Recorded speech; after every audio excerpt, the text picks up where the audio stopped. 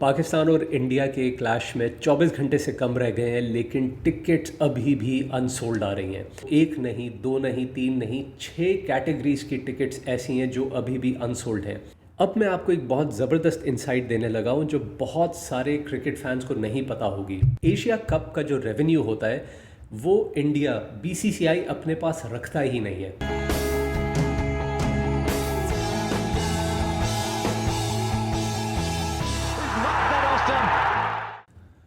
अस्सलाम वालेकुम everyone, you watching off stump with Fahd Javed. Pakistan और इंडिया के क्लैश में 24 घंटे से कम रह गए हैं, लेकिन टिकट्स अभी भी अनसोल्ड आ रही हैं।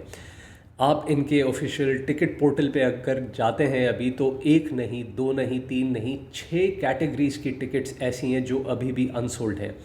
अनप्रेसिडेंटेड, कोई ऐसी मिसाल नहीं मिलती कि पाकिस्तान और इंडिया का मैच इतना करीब हो और टिकट्स अभी भी अनसोल्ड हों। बहुत सारे सवाल उठते हैं, बहुत सारे रीजंस बताए जा रहे हैं अलग अलग एनालिस्ट्स, एक्सपर्ट्स की तरफ से। कुछ लोग ये समझ रहे हैं कि हीट की वजह से लोग टिकट्स नहीं ख़रीद रहे और मैच देखने नहीं आ रहे। तो मैं आपको इतना बता सकता हूँ कि it's not because of the heat, क्योंकि आई लिव इन दुबई, मुझे पता है कि दुबई की हीट अभी कैसी है। लेकिन जो इसी साल दुबई में पाकिस्तान और इंडिया का चैम्पियंस ट्रॉफी वाला मैच हुआ था वो भी कोई बहुत प्लेजेंट मौसम में नहीं हुआ था। उस वक्त भी ठीक ठाक गर्मी थी और डे मैच था वो, और 8 घंटे का मैच था, फिर भी सोल्ड आउट था। सो it's definitely not the heat. Pakistan India के मैचेस इससे ज़्यादा गर्मी में हुए हुए और हमेशा ही सोल्ड आउट होते हैं।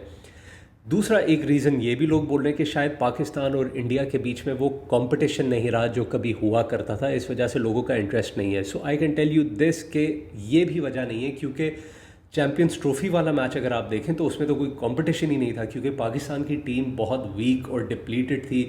फ़खर जमान इंजर हो गए थे, साइम अयूब इंजर हुए थे, पाकिस्तान की टीम कॉम्बिनेशन नहीं बन पा रहा था। और 50 ओवर्स वाला जो फॉर्मेट होता है उसमें मोर ऑफन देन नॉट जो स्ट्रॉन्गर टीम होती है वही जीतती है। T20 में तो फिर भी चांस होता है कि छोटी टीम बड़ी टीम को अपसेट कर सकती है। So it's definitely not the competition element as well, कि कंपटीशन कम है इस वजह से लोग देखने नहीं आ रहे, इस वजह से लोगों का इंटरेस्ट नहीं है। It's definitely not that. अब मैं आपको एक बहुत ज़बरदस्त इंसाइट देने लगा हूँ जो बहुत सारे क्रिकेट फैंस को नहीं पता होगी। एशिया कप का जो रेवेन्यू होता है वो इंडिया बीसीसीआई अपने पास रखता ही नहीं है।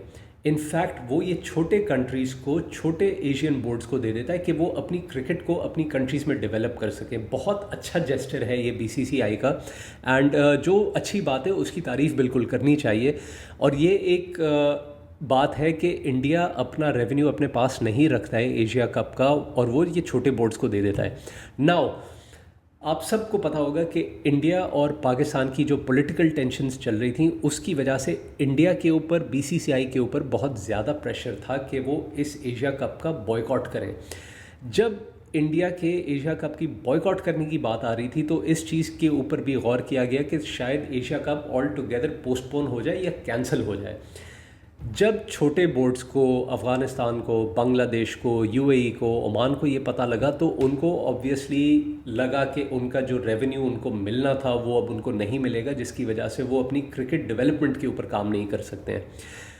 अब यहाँ पे मोहसिन नकवी जो पाकिस्तान क्रिकेट बोर्ड के चेयरमैन हैं और एशियन क्रिकेट काउंसिल के भी हेड हैं अभी, उन्होंने एक बहुत ज़बरदस्त डिप्लोमेटिक मूव किया, और वो ये था कि उन्होंने अपने टाइज स्ट्रेंथन किए अफ़गानिस्तान के साथ और बांग्लादेश के साथ, और उनको यही समझाया कि we must go ahead with this Asia cup and it is vital for the development of smaller cricket boards. Afghanistan ने भी पीसीबी का साथ दिया और बांग्लादेश क्रिकेट बोर्ड ने भी पीसीबी का साथ दिया, जिसकी वजह से बीसीसीआई बहुत आइसोलेटेड नज़र आ रहा था और उनके ऊपर बहुत ज़्यादा प्रेशर था कि वो इस एशिया कप में पार्टिसिपेट करें, क्योंकि उनका वरना जो पॉलिटिकल क्लाउड है, जो उनके रिलेशनशिप है बाकी एशियन क्रिकेट बोर्ड्स के साथ, वो अफेक्ट हो सकते थे। So India with a very heavy heart decided to participate in this Asia cup. अभी भी they are not participating wholeheartedly. अभी भी आप उनके एक्सपर्ट्स को देखें, वो इसी फेवर में है कि इस मैच का बॉयकॉट किया जाए। फैंस को इंसिस्ट किया जा रहा है कि वो ये मैच देखने ना जाए। So it is fair to say कि India, Indian media, Indian experts इस मैच को उस तरह से प्रमोट नहीं कर रहे जिस तरह से बाकी इंडिया और पाकिस्तान के मैचेस को प्रमोट किया जाता था।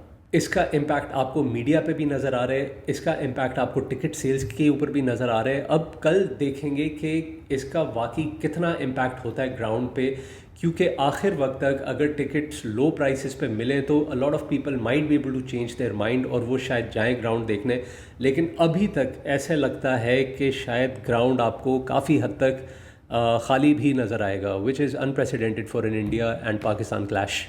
लेकिन at the end of the day मुझ जैसे बहुत सारे क्रिकेट फैंस होंगे जो इस मैच को अभी भी देखेंगे, जोश और जज्बे के साथ देखेंगे। कुछ लोग ग्राउंड में जाके देखेंगे, कुछ अपने घरों में देखेंगे, कुछ लोग बाहर अपने दोस्तों के साथ देखेंगे। तो for those cricket fans who will be wondering कि क्या एक्सपेक्ट किया जा सकता है, तो इस एशिया कप में पाकिस्तान भी एक मैच खेल चुका है वर्सेस ओमान, इंडिया एक मैच खेल चुका है वर्सेस यूएई, और दोनों टीम्स पाकिस्तान और इंडिया बहुत कन्विंसिंगली अपने मैचेस जीती हैं। बॉलिंग बहुत स्ट्रॉन्ग नज़र आ रही है दोनों की, स्पिन अटैक बहुत स्ट्रॉन्ग नज़र आ रहे हैं। पाकिस्तान ने जो चीज़ लैक की, जो मिसिंग थी चैम्पियंस ट्रॉफी में, वो था उनका spin attack, which now looks complete. In fact बहुत ज़्यादा स्पिनर्स अब तो लग रहे हैं, और मैंने ये पर्सनली देखा कि ग्राउंड में during the practice session, Pakistan का जो प्रैक्टिस सेशन था उसमें साइम अयूब बहुत ज़्यादा बॉलिंग करा रहे थे। So it's starting to show in is batting as well कि उनकी बैटिंग अफेक्ट हो रही है, लेकिन उनकी बॉलिंग वाकई बहुत अच्छी हो रही है कि वो अब लेग स्पिन भी करा रहे हैं, ऑफ स्पिन भी करा रहे हैं, नई बॉल से बॉलिंग करा रहे हैं और पावर प्ले के अंदर करा रहे हैं। तो the confidence is there, the talent is there, लेकिन इसका कितना इफेक्ट होगा इनकी बैटिंग के ऊपर, that needs to be scene.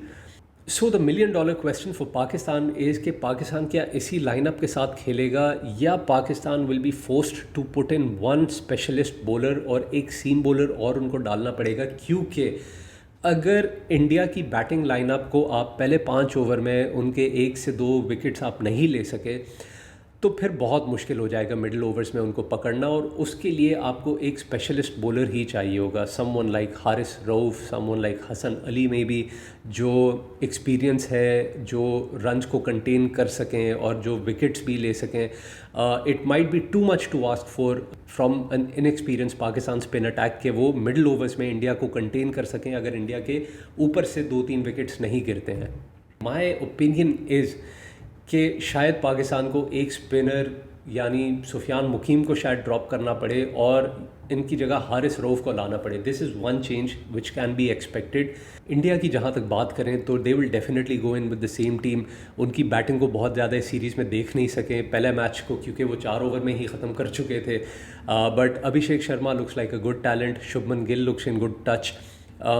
लेकिन then again पाकिस्तान की bowling is a lot different and a lot more competitive than UAE, so we might not be able to see the same fireworks from Abhishek Sharma and Shubman Gill, and it will be very interesting to see ये जो power play की battle होगी India के first 6 overs जो batting के होंगे, those will be very interesting, और मेरे ख्याल से most probably वही ही 6 overs डिसाइड करेंगे कि मैच किस तरफ जाएगा।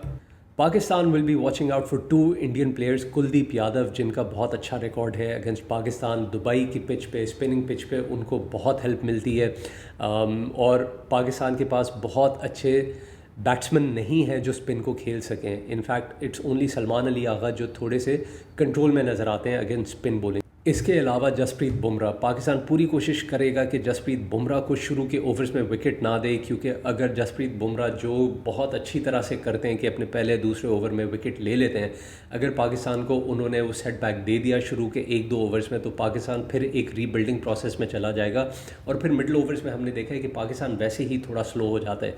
सो पाकिस्तान के लिए भी जो पावर प्ले है that will be very important, और शुरू के 6 ओवर्स में पाकिस्तान पूरी कोशिश करेगा कि पावर प्ले को कैपिटलाइज करे और at least put 50 runs on the board without losing too many wickets. और इंडिया के लिए if there is any player that they will be looking out for, that will be Fakhar Zaman, without a shadow of a doubt. Fakhar Zaman is a player जो अगर 5-6 over रह गए crease के ऊपर तो वो गेम को एक तरफ लगा सकते हैं। इंडिया के अगेंस्ट बहुत एक्सपीरियंस भी हो उनका, और अभी करंट उनकी फॉर्म भी अच्छी चल रही है। पिछले मैच में भी उन्होंने अच्छा परफॉर्म किया, नॉट आउट गए, और उससे पहले ट्राई नेशन सीरीज़ में भी उन्होंने एक बहुत ज़बरदस्त इनिंग्स खेली against UAE. So he seems to be in good nick and he has the experience of playing big matches. So yes, tickets unsold शायद उस तरह की एक्साइटमेंट नहीं हो जिस तरह से पाकिस्तान इंडिया के क्लैश में होती है, बट अभी भी मैच शुरू होने में बहुत टाइम है, things can change very quickly.